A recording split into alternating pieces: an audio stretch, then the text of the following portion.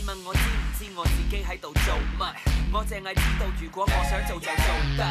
今時今日仲有邊個講道德？就算第一次唔成功 ，so what？ 為什麼自卑？幹嘛要後悔？Yeah yeah， 就算再多挫折，我都不認失敗。拜託，不是3歲小孩，太多人想看我受害。把我口口聲聲的說到頭來，結果還是一場空。誰說我不能自己來？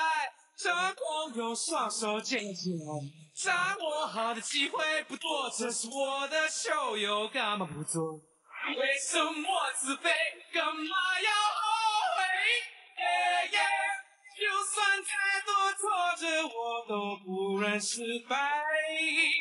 我不會流淚，沒時間後悔。Yeah yeah， 你想再多前進，我也得站起來。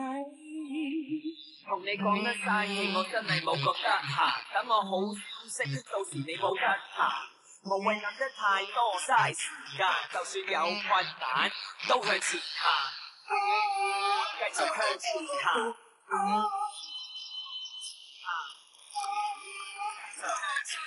就算有困難，都向前行。Ý cha, trước sau đều có cầu thang, lợi hại thiệt, để tiện đi lại đó hả? Để tiện cho khách đó. Trước đây em cao giá lắm mà, sao giờ không giống em chút nào hết vậy? Làm ăn mà, quan trọng nhất là làm cho khách hài lòng. Em đừng có nhìn anh như vậy. Anh lên đây chỉ để bàn với em về vụ án. Huống hồ, hôm nay anh đâu có đem theo tiền. Anh cũng nói chúng ta là bạn tốt lâu năm mà. Cùng lắm em không lấy tiền của anh lấy phí luật sư rẻ thôi ha. Vậy không hay cho lắm ha. Wow, đúng là lâu rồi không được thoải mái như vậy. Lâu rồi em không có massage cho người khác, từ khi má của em qua đời. Em không có sao đâu, chuyện qua lâu rồi mà. Chuyện bác qua đời á, đối với em và bác ấy đều là một sự giải thoát. Như vậy á, thì sau này em có thể suy nghĩ cho riêng mình. Nếu thật những ngày tháng sau này em có thể suy nghĩ cho riêng mình thì hay rồi. Trước đây em có nói là muốn mở tiệm cơm Pháp nhỏ mà. Bây giờ sao? Đi theo em đi.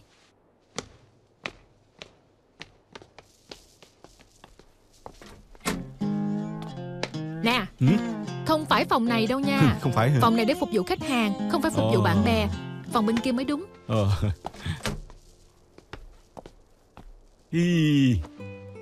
Xem ra em không những không thay đổi ước mơ mà còn rất cố gắng để thực hiện ước mơ đó ha. Bây giờ em đang để dành tiền, thời gian rảnh em đi học tiếng Pháp và nấu các món ăn của Pháp. Vậy khi nào nấu cho anh ăn đi? Anh đừng có ghẹo em nữa, đại luật sư La.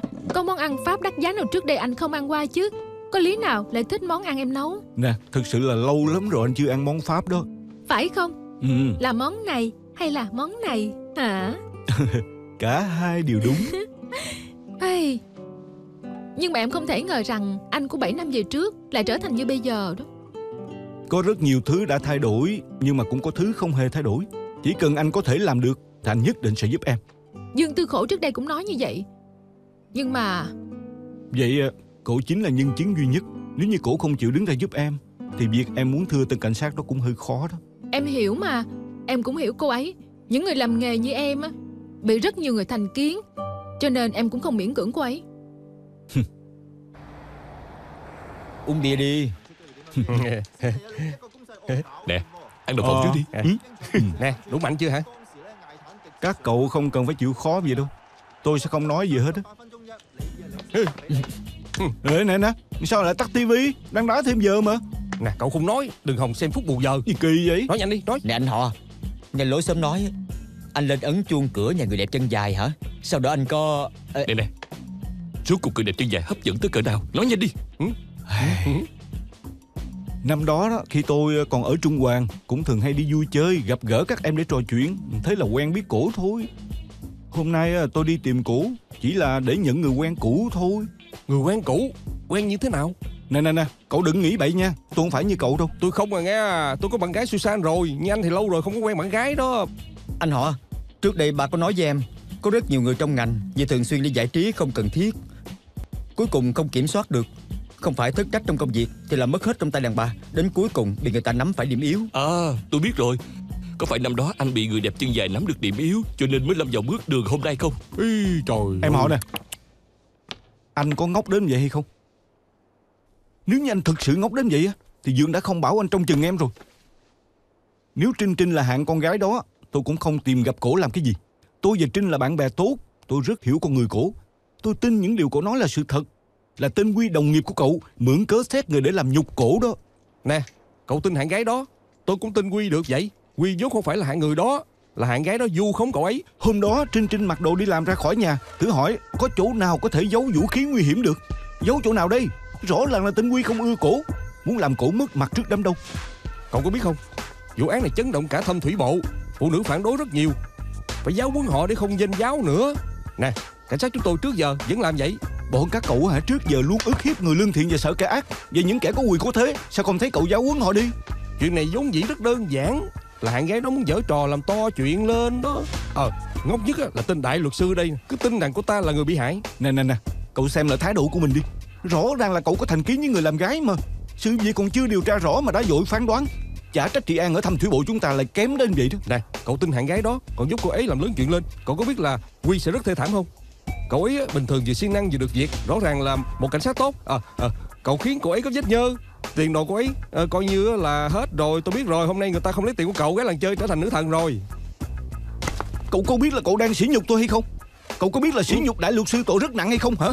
Nhưng mà tội này nè còn không nặng bằng việc một cảnh vụ như cậu vậy mà lại sỉ nhục một công dân, lẽ ra cậu phải bảo vệ người đó. Cậu có biết được là một đại luật sư đã đi sỉ nhục cảnh vụ, tội này không nhẹ đâu đó nghe. Vậy sao? Tôi nói cho cậu biết Phải đó. nói, nè, Susan cổ có gọi cho cậu. Sao? Tôi quên không nói với cậu. Nè, cậu gọi lại cho Sao cổ không đi. nói sớm? Hả? Nè, phải đó, gọi lại đi. Nè, gọi lại trước Chuyện đi. nhà đã xong rồi, tìm tiếp đi hả? Đang phạt đền 12 mét kìa. Vậy hả? Thiệt mà. Tỷ số nhiêu rồi? 2-2 rồi. Chà, bỏ lỡ mất rồi. Cho một chút tiền có được không? Cậu làm ơn ít cờ bạc lại được không? Mượn tiền quay à? Lúc này xui xẻo quá, lấy cái gì cũng thua hết. Chứ tại lần trước sợ sọ con ả đó, đúng lúc ả tới tháng. Anh nói có tà không chứ? Cậu nói là sờ soạn người cô chân dài đó hả? Thì là ả chứ ai? Nè, cậu xâm phạm hả? Cậu không phải chỉ là tuần tra xét người mấy ả gái đó thôi hả? Ả đó dám mắng tôi. Đó tôi không phải là nữ cảnh sát, không có quyền xét người ả. Bọn gái đó cũng nhìn thấy mà. Không cho ả bài học, tôi làm việc ở đây được sao chứ? Cậu nói cái gì vậy? Chỉ là gái thôi mà, không phải tiểu thư khuê cát gì đâu. Ơi, anh điên rồi hả? Cậu là cảnh sát đó. Cảnh sát không được làm vậy. Cậu là côn đồ hay sao? Uổng công tôi luôn nâng đỡ cậu. Cậu tự lo lý thân đi. Tự cô ta không tôn trọng bản thân, còn muốn ai tôn trọng cô ta? Cô ta bảo chị đứng ra làm chứng tố cáo gì cảnh sát đó. Lúc đó chị không biết trả lời thế nào. Sao không nói gì hết vậy? Em thấy chị làm sai sao? Không phải. Nhưng có khi nào cổ có nỗi khổ không? Chị có hỏi cổ chưa? Trước đây má cô ta làm ăn, cả ngày ăn mặc rất là đẹp. Cô ta không lo ăn, không lo mặc, còn có nỗi khổ gì chứ? Vậy nếu như không phải là nuôi trai thì cũng là tham hư vinh mà thôi. Nhưng mà tất cả những cái đó cũng không thể nào là lý do để cầu xin chị làm chứng cho cổ trước tòa. Nói sao chị, cổ cũng là bạn học cũ của chị. Huống hồ với cảnh sát nam xét người cô ấy giữa đường cũng có vấn đề mà. Chị cảm thấy vì cảnh sát chỉ đang thi hành công vụ thôi. Phải. Tại sao chị phải giúp cô ta chứ? Sao không nói là chị nhắm vào cô ấy đi? Em cảm thấy nếu cô ấy là một người xa lạ, ngược lại chị nhận vụ án để bằng một thái độ chuyên nghiệp. Nhưng cô ấy là bạn học cũ của chị, vừa không muốn chấp nhận nghề nghiệp hiện tại cô ấy, vừa không muốn thừa nhận mình không chuyên nghiệp, cho nên chị cố tình tìm chỗ công kích cô ta. Chị không có. Chị thực sự không cảm thấy lúc đó tên cảnh sát đang làm nhục cô ấy. Không phải chị không muốn giúp cô ta, mà là chị không giúp được.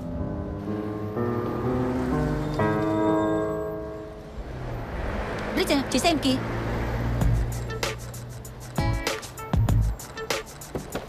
Tôi nói cho cô biết Dừng tay nghe. lại. Sylvia, giúp chị báo cảnh sát. Tôi chính là cảnh sát đây. Sếp tức. Lúc nãy tôi thấy em cô dùng thuốc, nghi ngờ cổ tàn trữ ma túy cho nên xét người cổ. Chị à, em không có sử dụng thuốc, em chỉ ăn kẹo thôi mà. Cứ cho là sếp thật sự nghi ngờ nó, sếp cũng nên đưa nó về đồn cho nữ cảnh sát xét chứ. Sếp làm như vậy giữa đường giữa xá, rõ ràng là muốn làm nhục người khác. Bây giờ tôi muốn thưa ngược lại sếp. Chuyện này tôi không bỏ qua như vậy đâu. Tôi nhất định sẽ truy cứu tới cùng. Nói rất hay. Cảnh sát biết pháp phạm pháp, tội nặng gấp đôi. Sao có thể bỏ qua vậy được? Nhất định phải truy cứu tới cùng à. Anh cũng tán thành tôi thưa hắn à? Hoàn toàn tán thành. Nếu như anh ấy không phải đang đóng kịch. Thật ra là họ năn nỉ em rất lâu, em mới đồng ý cùng họ diễn vở kịch này cho chị xem. Tái diễn lại vụ án. Vậy nè, chỉ có vậy thôi. Chả trách cả ba người cùng trùng hợp xuất hiện. Em quả nhiên cùng với hai người họ trêu chọc chị sao? Không phải đâu, là luật sư La muốn thử nghiệm tâm lý với chị, để xem chị có phản ứng như thế nào. Em có nhầm lẫn không vậy? Ê, chị cắt nước quá. Đi mà, đi mua nước với chị đi. Giúp cậu diễn xong kịch rồi nghe, tôi trở về đồn. Anh em không thù nhau lâu. Cảm ơn nhiều nghe. Khổ. Cảm ơn. Hả? Anh muốn giúp Hà Lợi Trinh nên tìm đến tôi à? Dương sư phụ, quả nhiên là anh Minh. Ê, thật ngại quá, cô anh đó ngồi trước đi. Cảm ơn nha cậu Lương. Còn phiền cậu lái đến đây nữa. Được khách sáo mà. Tháng sau về dầu máy tôi thay giúp cậu rồi. Chà, nhiều vấn đề vậy sao? Vậy chắc đắt lắm à. Bao nhiêu tiền? Hàng xóm cả mà, khách sáo làm gì chứ. Không được, cũng phải trả vốn chứ. Giá hàng xóm tính 500 được rồi. Rẻ đó. Cảm ơn nhiều nha. Thật ngại quá đi, để cô phải đợi lâu. Luật sư La, anh uống Không gì? cần đâu, anh ta nói sau rồi đi ngay. Được rồi. Tức là vậy nè. Nói thật, cuộc kiểm chứng đã chứng minh rất rõ ràng. Cô có thành kiến với Trinh Trinh. Trinh Trinh, xem ra cô ta đâu đơn giản chỉ là thân chủ trước đây của anh hả? Ôi trời ơi, vừa nhắc đến Trinh Trinh cô đã cười dữ vậy rồi còn không chịu nhận là cô có thành kiến. Tôi biết anh muốn nói gì rồi. Anh muốn nói với tôi, khi tôi thấy em gái mình bị cảnh sát xét người thì liền nói phải truy cứu tới cùng. Nhưng khi đổi lại là Trinh Trinh thì tôi mặc kệ không quan tâm chứ gì. Nhưng mà tôi cũng muốn nói cho anh biết, em gái tôi là con nhà đàng hoàng, nó bị cảnh sát làm nhục mà. Tôi đương nhiên là phải lo lắng rồi. Ồ, vậy tức là nói Trinh Trinh là gái, không phải là gái nhà đàng hoàng, cho nên bị tên cảnh sát sờ soạn là đáng đời chứ gì, đúng không? Cảnh sát ấy xét người, không phải là sờ soạn như anh nói đâu, đó là hai chuyện khác nhau mà. Cô khẳng định chứ? Khẳng định. Vậy cô đứng đó xem có lâu hay không vậy? Đồ điên, có gì hay mà xem chứ. Vậy cũng phải, sao có thể xem tiếp? Còn không mau đi rửa mắt nữa là... Nhưng mà nếu cô chỉ nhìn thấy là đi ngay, sao cô lại dám khẳng định cảnh sát đó chỉ xét người mà không phải là sờ soạn chứ? Bởi vì cô có thành kiến với cô Trinh, cho nên khi cô vừa trông thấy vị cảnh sát đó xét người cổ thì trong lòng cô đã khẳng định là cổ sai rồi, là cổ không đúng, là cổ tự hạ thấp mình. Chính cái nhìn phiến diện của cô làm ảnh hưởng đến gì cô thấy. Cô luôn khẳng định vị cảnh sát đó chỉ xét người cổ chứ không phải là sờ soạn. Bởi vì cô vốn không hề nhìn bằng mắt. Thực ra là vì trong lòng của cô có thành kiến với cổ. Chắc cô uống không nổi, để tôi uống cho.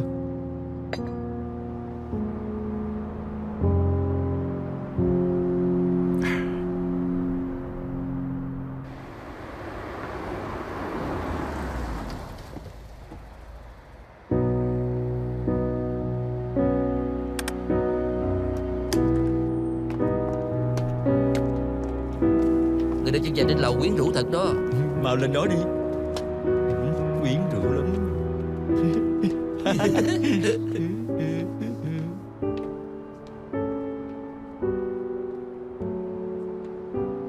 Trang phục hấp dẫn lắm. Thật chưa từng thưởng thức qua cô nhân viên văn phòng.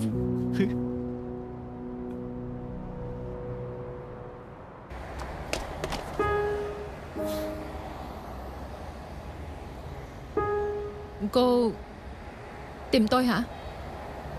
Có làm phiền cô không? Chúng ta nói chuyện với nhau được chứ?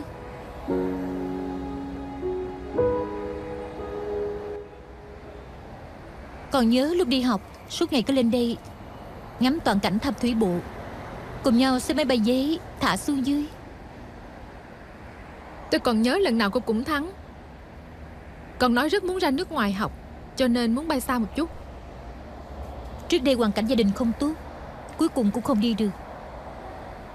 Cho nên khi cô nói với mình là di dân ra nước ngoài, tôi thật sự vui thay cho cô. Thật ra tôi vẫn luôn gạt cô. Má tôi không phải là đi làm ăn, bà ấy qua đó làm tiếp viên. Sau đó bà nghiện và còn nợ một số tiền. Bọn người bán ma túy cho má tôi tối nào cũng đến bắt bà ấy phải trả nợ. Lần đó bà bị lên cơn, không những không có tiền trả, còn xin thuốc của chúng. Bọn chúng đương nhiên không thương hại bà ấy, còn động tay động chân đánh má tôi, còn uy hiếp nếu như không trả tiền sẽ phế cái cánh tay của bà. Đúng hôm đó tôi đến tìm má tôi, nhìn thấy má như vậy liền xông vào để cản đám người kia. Tôi xin họ bỏ qua cho má tôi, Nhưng mà đám người đó không phải, họ không phải là người, là cầm thú mới đúng. Buông ra, buông ra đi, buông ra, buông ra.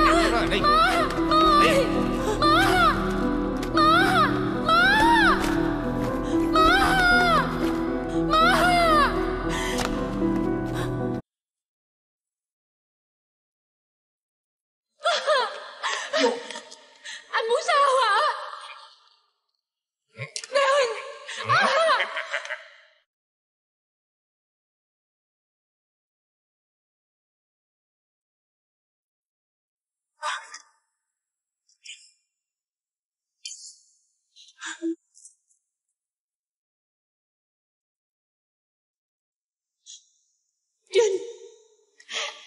Trinh con, má có lỗi với con, má có lỗi với con.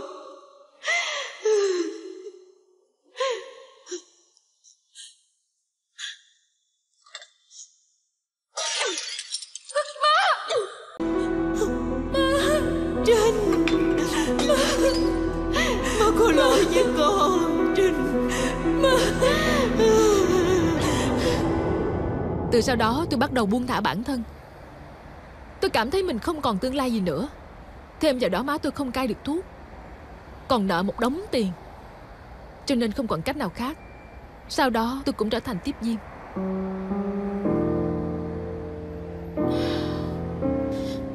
Thật sự tôi không biết. Thì ra có nhiều chuyện xảy ra với cô như vậy.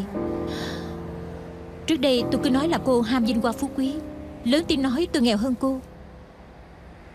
Toàn do tôi tự nghĩ thôi. Đừng nói như vậy nữa. Con đường này là do tôi tự chọn, tôi không trách gì hết. Huống hồ chuyện đã qua rồi. 2 năm trước má tôi trở bệnh, cũng đã qua đời. Vậy nghĩa là bác gái cũng được giải thoát rồi. Cô cũng có thể trút bỏ gánh nặng làm lại từ đầu mà. Tại sao cứ phải làm tiếp chứ? Cô tưởng là tôi không muốn sao? Tôi không có lý lịch, cũng không có trình độ, làm gì cũng không ai chịu mướn. Trước đây tôi có thử đi bán hàng, sau đó thì cả công ty đều biết tôi làm tiếp viên, vì gặp phải khách cũ mà. Tiếp theo thì mọi người đều xa lánh tôi. Vậy cô cũng không nên chuyển đến thăm thủy bộ làm tiếp nghề này chứ. Bởi vì cô chưa từng làm qua cái nghề này. Nhưng mà cũng không sao. Nếu cô không làm chứng cho tôi cũng sẽ tôn trọng cô. Trinh à,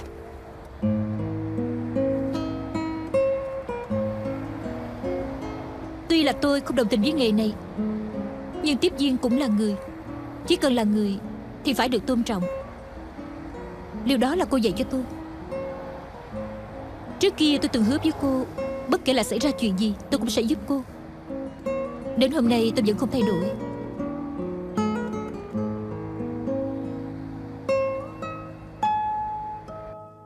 Ý của cô Hà là muốn anh xin lỗi cổ.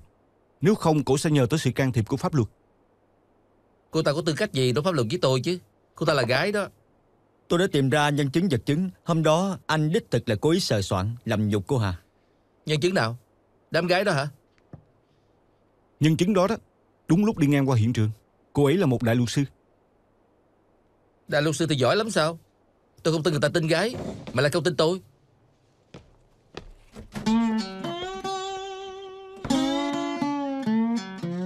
Em rất có tình thương. Đừng mà cô xem đó, con tôi ở đây để tôi đưa nó về nhà.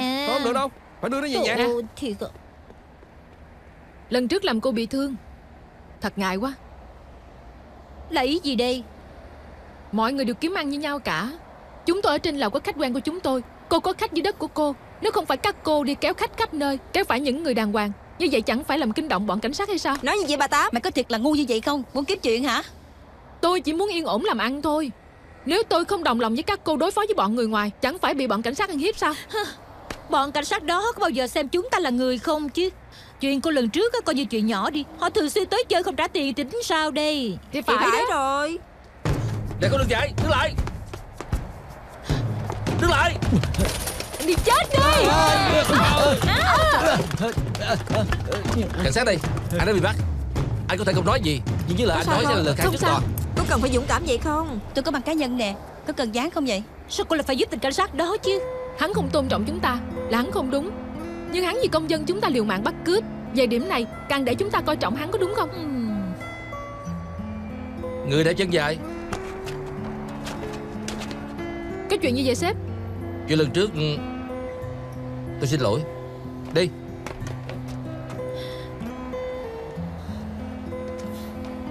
Cảnh sát nói xin lỗi với một ả gái. Điều này lần đầu tiên tôi nhìn thấy đó. Chai cao đâu rồi? Lấy đi.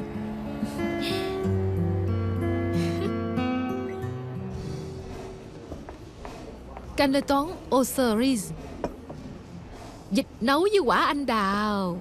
Làm bài trò gì nữa đi. Cô Hà rất là chịu khó. Mỗi tuần một lần đều đã qua đây để học nấu món Pháp đó. Bữa ăn này phải bỏ rất nhiều tâm huyết vào.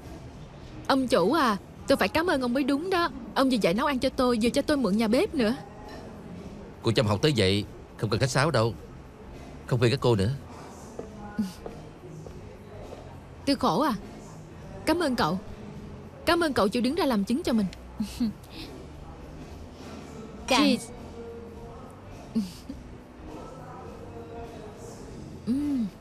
Nè, dùng thử đi. Cho chút ý kiến nha. Lỡ như không ngon lần sau mình nấu lại cho cậu ăn. Được thôi.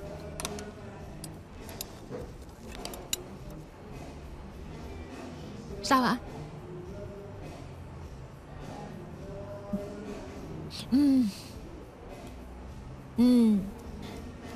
Không uổng công mình đặc biệt đi mua món quà này cho cậu.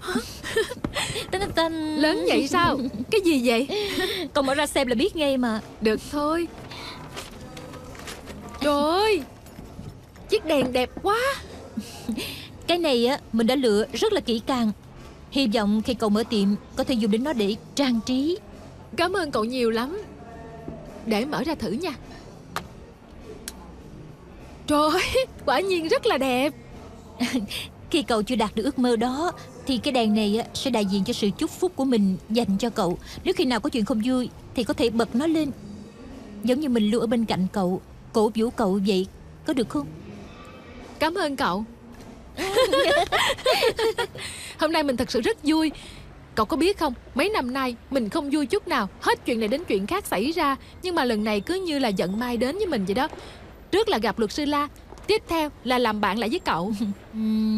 Có phải là cậu rất thân với luật sư La? Trước đây anh ấy là khách của mình mà. Tức là rất thân, có đúng không?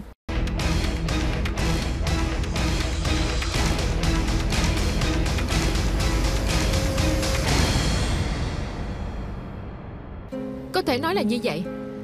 À mà không, cũng không thể nói như vậy được. Anh ấy trước đây là luật sư nổi tiếng nhất ở Trung Hoàng. Có rất nhiều buổi tiệc của người giàu có đều có sự xuất hiện của anh ấy. Sau đó mình thân với anh ấy. Lần nào đến anh ấy cũng chọn mình. Anh ấy không cần hết thảy các cô gái mà khách dẫn đến cho anh ấy. Mặc dù là một lãng tử phong lưu, nhưng mà không ngờ anh ta lại có chừng mực đến vậy. Nè, cậu hiểu lầm anh ấy rồi. Mặc dù là khách quen của mình, nhưng mình chưa từng ra ngoài với anh ấy. Mình cũng chưa từng thấy tiếp viên nào đi chung với anh ấy. Lúc đó anh ấy nói với mình, anh rất sợ bị người khác hăm dọa, nắm được điểm yếu, buộc anh ấy nhận những vụ án anh ấy không muốn chấp nhận. Cho nên lần nào anh ấy cũng chỉ chọn mình mà thôi, lấy mình làm lá chắn. Nhưng mà nói tóm lại, anh ấy vẫn là một quân tử. Anh ta như vậy gọi là lấy dạ tiểu nhân đo lòng quân tử. Anh ta là tiểu nhân, không phải quân tử. Đáng tiếc là người như anh ấy rất là khó đoán. Nhưng mà mình có thể khẳng định được một điều, anh ấy là một người tốt.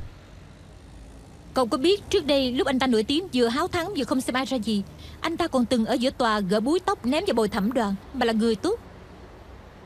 Mình nhớ ra sự việc anh ta đại náo giữa tòa rồi. Tối hôm đó anh ấy đến tìm mình uống rượu. Bình thường anh ấy ra ngoài bất kể là vui cỡ nào, sự cảnh giác của anh ấy cũng rất cao, không khi nào để mình uống say. Nhưng mà đêm đó anh ấy uống rất say, cũng hơi không kiểm soát được bản thân. Có phải là có chuyện gì không vui không? Anh đừng có dọa em nha. Có chuyện gì không vui anh cứ việc nói ra với em đi. Đừng để trong lòng làm gì. Em sẽ không nói với ai đâu.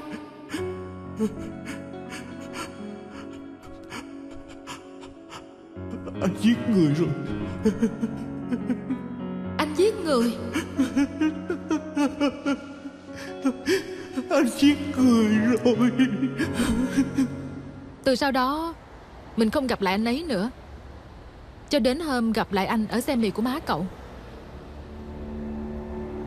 Đột nhiên nói là mình giết người, sau đó là mất tích 7 năm trời. Có đơn giản là anh ta uống say nói lung tung không? Nè, vậy khi cậu gặp lại anh ấy có hỏi là rốt cuộc đã xảy ra chuyện gì không? Bởi vì mình vốn không tin anh ấy có thể giết người.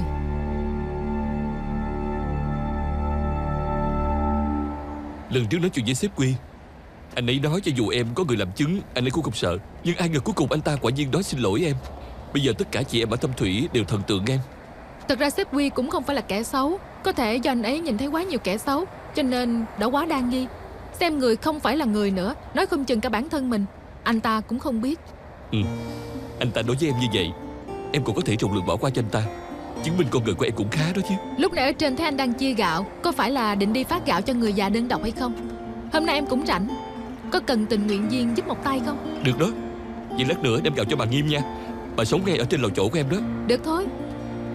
Trời ơi, đợi tới chân tôi mềm nhũng luôn rồi. Nhấn chung cái buổi trời mà không ai ra. Người đẹp chân dài chắc là nghỉ hôm nay rồi. Anh hại tôi đi công cốc rồi. Anh nhất định phải tìm cô ấy phải sao đó. Tôi đưa anh đi chỗ khác cũng rất là tuyệt đó. Phải ông đó, đừng khiến lại uổng công nha. Các anh nói xong chưa? Con đừng có các anh sao? Hôm nay cô không làm việc thật sao? Tôi đã nói là phụ hai người rồi mà. Có đúng không? Anh đã nói cô ấy rất có nguyên tắc, rất có cá tính mà.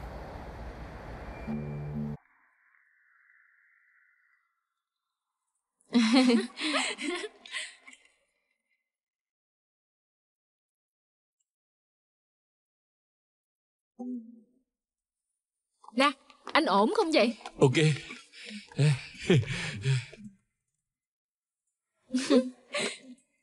Nè, không cần vội đâu, từ từ thôi. Chị Lương thật là lợi hại. Vác nặng như vậy mà không thở hổn hển. Cái này thì có đáng gì chứ.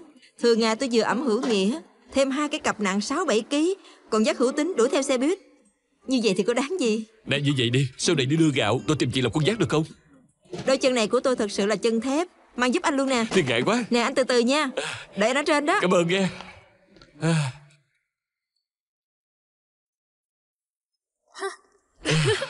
Tội nghiệp bà ghê ơi. chứ. Bà Nghiêm, tụi con nè. Ơi, là các con hả? Vô đây. Dạ được. Vô ngồi chơi. Cảm ơn nha. Bà đi pha trà cho tụi con nha. Không cần đâu bà Nghiêm. Không cần đâu bà. Phải đó, con lấy khăn lau bụi giúp cho bà trước nha. Để bà ngồi xuống đi. Quá. Cái chân tôi không có nghe lời, không tiện tiếp đãi các con. Để ngồi đi bà. Để con đỡ bà nha. Bà, Quỳnh chưa giới thiệu với bà, đây là Trinh Trinh bạn của con. Từ từ thôi. Ngồi chơi tự nhiên. Dạ. Sao rồi, gần đây bà có đi khám lại không? Không, đi chưa được mấy bước là chân nó lại đau rồi. Mình tiểu đường phiền phức lắm, không đi tay khám là không được đâu. Hay là lát nữa có liên hệ bác sĩ trị liệu gần đây lên khám cho bà có được không? Được sao? Đương nhiên là được. Tốt quá. Bà ơi, ở trong nhà còn thuốc không vậy? Thuốc uống hết rồi, chỉ còn thuốc ngâm chân mà thôi à. Cái chai màu nâu đó. Con rửa chân giúp bà. Bà ơi, con giúp bà để chân lên nha.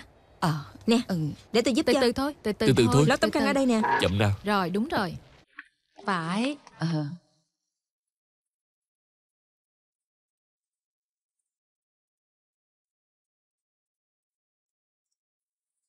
Anh Đinh à, để cho tôi.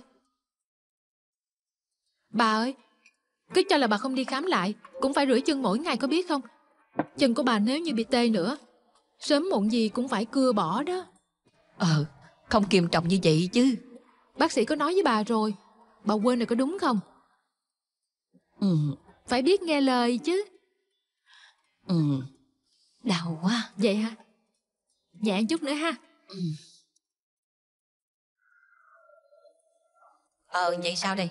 Quyển này là tiếng Anh hay là khoa học tự nhiên? Hả? Đinh. Hả? Quyển này là gì vậy? Quyển này hả? Sách tiếng Anh. Tất cả mọi người đã đến đủ hết chưa? Phải đó, đông đủ rồi. Vậy còn cô Hà? Cô Hà? Không nghe cô ấy nói hôm nay nghỉ.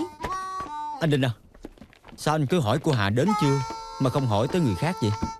Không, cô Hà vừa mới gia nhập vào hội của chúng ta, Tôi lo là cô ấy không quen đó mà. Thì anh quen là được rồi. Nè, lát nữa đi đưa sách á, nhân tiện ghé vào nhấn chuông nhà cổ. Tôi là hạng người gì chứ, đi nhấn chuông nhà của cổ. Anh nghĩ đi đâu vẫn biết nữa. Tôi bảo anh nhấn chuông thông báo với cô ấy cùng đi đưa sách thôi. Anh nghĩ nhiều quá rồi đó. Tôi đi nghe điện thoại đi. Alo, trung tâm luật nghe. Anh đợi chút. Luật sư La, điện thoại của anh. Nhỏ mọn gì đâu. Sáng mai tôi mời anh ăn trứng nha. Alo, tôi nghe. Em gái tôi chết rồi, cảnh sát nói tôi giết. Tôi không biết tính sao nữa. Luật sư La, anh bảo tôi giúp tôi đi. Anh đừng sợ, tôi lập tức đến giúp anh. Đọc cho tôi địa chỉ. 10 phút nữa tôi đến. À, anh nên nhớ, trước khi tôi đến anh không cần trả lời bất cứ câu hỏi nào. Lát nữa gặp. Chuyện gì vậy anh họ? Có vụ giết người, nghi phạm muốn chúng ta giúp đỡ. Lát nữa em có việc phải làm rồi. Mượn đỡ người vậy? Không có vấn đề gì. Cô Lương cầm đi, lát nữa phải dùng tới. Nè, tôi không được đâu. Trên đời này không có gì là không được hết á. Đi. Nè, cứu mạng. Tôi... Không được. Tôi thấy tôi nên về trước đây. Nè. Hả? Luật sư không được gặp riêng với đương sự, mà bắt buộc phải có sư gia hoặc là luật sư sự vụ ở cùng. Nhưng tôi là bà nội trợ, không phải sư gia. Không cần tố chất gì đặc biệt đâu, phụ nữ làm được mà. Không được đâu, tôi đi trước đây. Nếu như bây giờ cô đi, sau này đừng quay lại trung tâm nữa nha. Hả? Cao Vĩnh Lương, luật sư La đến rồi. Luật sư La, anh phải cứu tôi đó.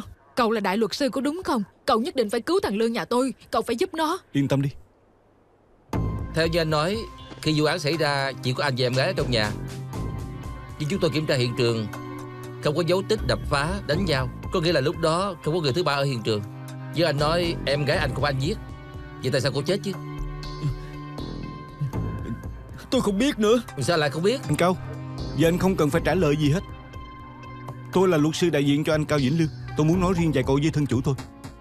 Được. Bây giờ mời qua bên đây. Vậy tôi có phải ra ngoài không? Cô không cần đi. Được rồi. Lương à, nếu như cậu thực sự hy vọng tôi giúp cậu thì cậu phải thành thật với tôi. Vốn dĩ tôi và má sống nương tựa lẫn nhau. Mấy năm trước sau khi bà tái giá thì dọn tới đây sống. Mỗi tuần tôi đều đến thăm bà ấy. Hôm nay khi tôi đến, má tôi đã ra ngoài, Dượng cũng đi công tác. Chỉ có em gái ở nhà. Lúc đó nó đang nói điện thoại với bạn trai. Anh lại hỏi em mượn tiền. Nếu để anh em biết nhất định sẽ chửi em đó. Cái gì? Anh muốn rủ em đi hát karaoke hả? Còn đến đón em nữa sao? Anh tốt với em quá ha. Anh làm cái gì vậy? Anh làm gì mà tắt điện thoại của bạn trai em chứ? Cái thằng ranh này có yêu em đâu. 2-3 bữa thì hỏi mượn tiền.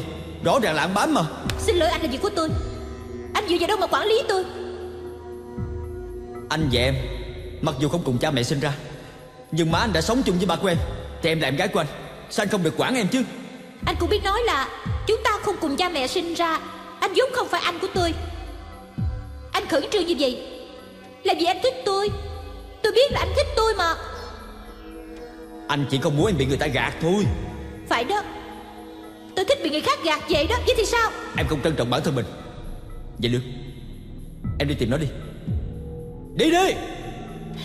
Được thôi, là anh nói đó nha. Bây giờ tôi đi tìm anh ta. Tối nay tôi còn ở lại nhà của anh ta qua đêm nữa. Anh đừng có hối hận đó nha. Sao em phải hạ thấp bản thân mình như vậy chứ?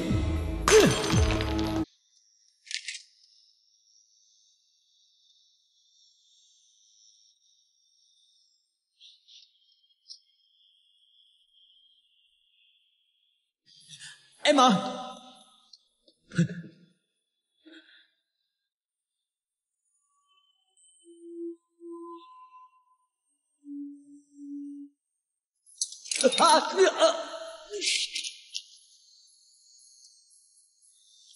Tỉnh lại, nhìn thi thể của em gái, tôi nghĩ mãi cũng không hiểu tại sao em tôi lại chết. Một lúc sau tôi nghĩ tới việc phải báo cảnh sát. Ai ngờ cảnh sát vừa tới liền nghi ngờ tôi giết em gái mình. Tôi kiên quyết phủ nhận, nhưng họ lại không tin, còn nói phải bắt tôi khởi tố. Tôi không biết phải làm sao. Mai được sếp tới gợi ý tôi phải nhanh chóng tìm luật sư. Tôi chỉ biết có anh thôi. Bây giờ thì vụ án đã được sắp phiên tòa rồi. Chúng ta phải tranh thủ thời gian bố trí. Cậu nhất định phải nghĩ cho thật kỹ từng chi tiết trong hôm xảy ra vụ án. rõ ràng tỉ mỉ trả lời những câu hỏi của tôi. Cậu hiểu không?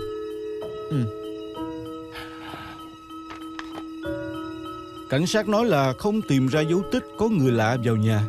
Vậy tức là khi xảy ra vụ án thì chỉ có cậu và em gái cậu ở nhà. Và hiện trường từng được dọn dẹp. Sau đó cảnh sát phát hiện ở thùng rác gần hiện trường một bao chứng cứ bị vứt đi. Trong đó có miếng vải bị dính máu và các mảnh vỡ thủy tinh. Giám định quả thật đó là máu của em gái cậu, và là thủy tinh cắm trong cổ cô ấy. Phát hiện có dấu tay của cậu. Em gái của cậu có phải do cậu giết không? Tôi không có. Tôi cũng không biết tại sao trên cổ cô ấy lại có mảnh thủy tinh. Lúc đó trong đầu của tôi hoàn toàn trống rỗng. Cậu nói với cảnh sát là cậu có dọn dẹp hiện trường. Tại sao cậu làm vậy? Sau khi tỉnh lại, lòng tôi rối bời. Tôi sợ người ta nghĩ tôi giết em mình, cho nên tôi tiện tay lấy khăn lau đi vết máu, sau đó quét các mảnh vỡ, giống như là quỷ đi những chứng cứ bất lợi cho mình. Vậy tức là cậu sợ người khác hiểu lầm. Sao cậu lại báo cảnh sát? Vì tôi thật sự không có giết em gái của tôi. Tôi sao có thể để nó chết không rõ ràng chứ? Vậy cậu có biết là em của cậu có thù oán gì với ai không?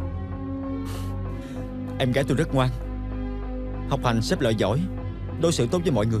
Trước giờ không hề nghe qua là nó có thù oán với ai, ngoại trừ tên bạn trai luôn gạt tiền của nó. Hôm đó bạn trai em gái cậu có cơ hội xuất hiện ở hiện trường hay không? Không thể nào. Tôi đi ra vườn hoa nhiều lắm, chưa tới 10 phút. Giống dĩ là không có ai ra vào.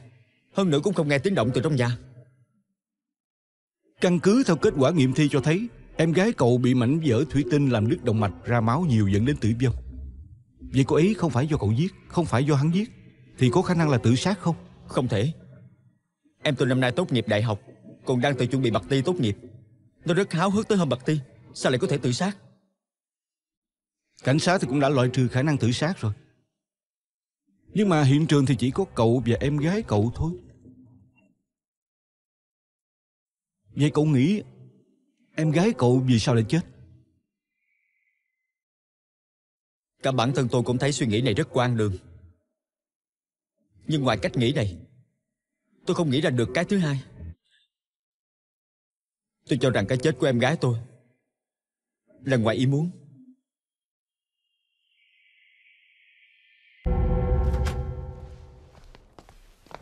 Ý, luật sư Dương, lâu rồi không gặp, sao cô cũng đến đây vậy?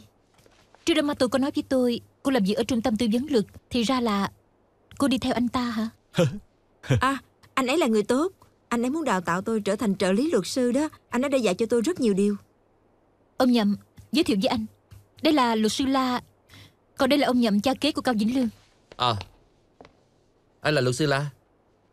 Phải đó, anh ấy chính là đại luật sư. Nè, anh xem qua đi. Xin chào ông Nhậm. Xin chào luật sư La. Luật sư La, không biết anh có thể đợi tôi một lát không? Tôi có vài lời muốn nói với anh và luật sư Dương. Ồ, không vấn đề gì. Cảm ơn. Sếp à, chúng tôi có thể vào được chưa? Được rồi. Ông Nhậm,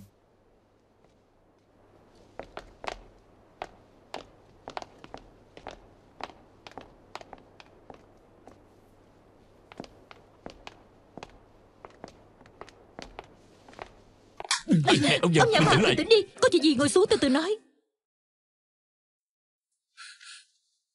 Thằng khốn này, tao mặc kệ Viên Viên có phải mày giết hay không?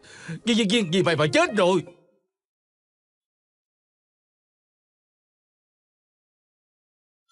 Mày có biết trong lòng của tao đau lắm không hả? Con gái tao mất rồi. Con trai tao bây giờ bị cảnh sát khởi tố tội mưu sát.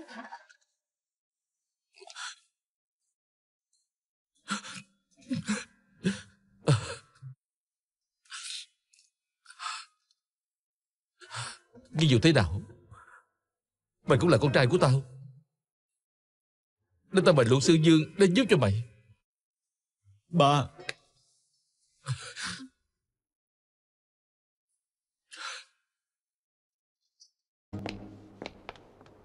À, tao gai quá, để anh phải chờ lâu. Không có gì, đợi lâu hơn nữa cũng còn được mà. Anh là gì? Tôi đã cưới má của Lương làm vợ, cũng có nghĩa là tôi xem Lương như con của mình vậy. Tôi không tin là nó đã giết Viên Viên, càng không muốn nó phải ngồi tù. nên tôi đã mời luật sư Dương đến giúp cho nó. Tôi biết trước đó Lương nó có mời anh làm luật sư cho nó, cho nên hy vọng hai người có thể hợp tác với nhau, giúp thằng Lương cải thắng vụ này. Tôi thì không sao. Không biết luật sư Dương cô ấy... Yên tâm đi ông Nhậm à. Tôi nhất định sẽ hợp tác tốt với luật sư La. Vậy thì tốt quá rồi. Thật ngại quá. Công ty tôi còn nhiều việc phải làm nữa. Tôi xin phép về trước nha. Được rồi. Bye. Tạm biệt. Nè, cô thực sự muốn hợp tác với tôi đó hả? Nếu chúng ta đều có lập trường giống nhau để muốn giúp anh Lương, sao lại không thể hợp tác chứ? Cô chưa từng đi du lịch với bạn sao? Mọi người có cùng một mục đích nhưng mà cũng có thể trở mặt nhau. Nói đơn giản hơn đó, Cao Vĩnh Lương nói việc em gái cậu ta mất là chuyện ngoài ý muốn. Cậu ta nói lúc đó gây nhau dữ dội với em gái, nhất thời không kiềm chế được, đập vỡ ly thủy tinh. Các mảnh vỡ bay tứ tung, trong đó một mảnh đúng lúc đâm vào người của em gái. Sao anh phải hạ thấp bản thân mình chứ?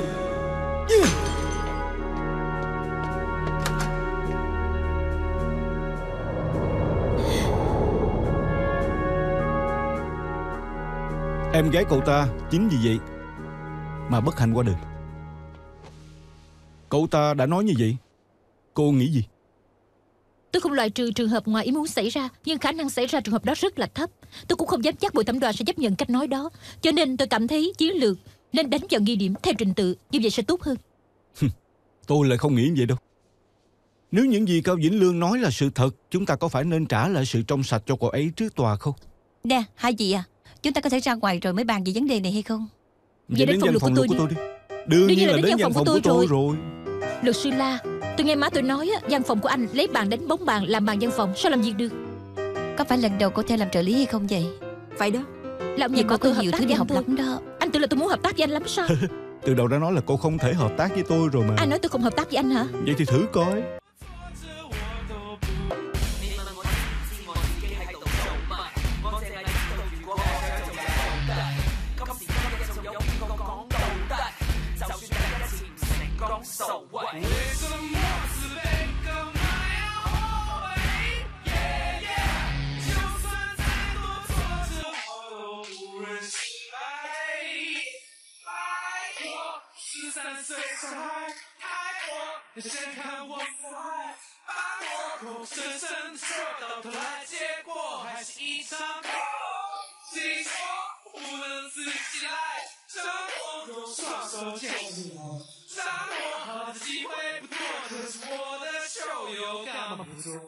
为什么自卑跟麻药？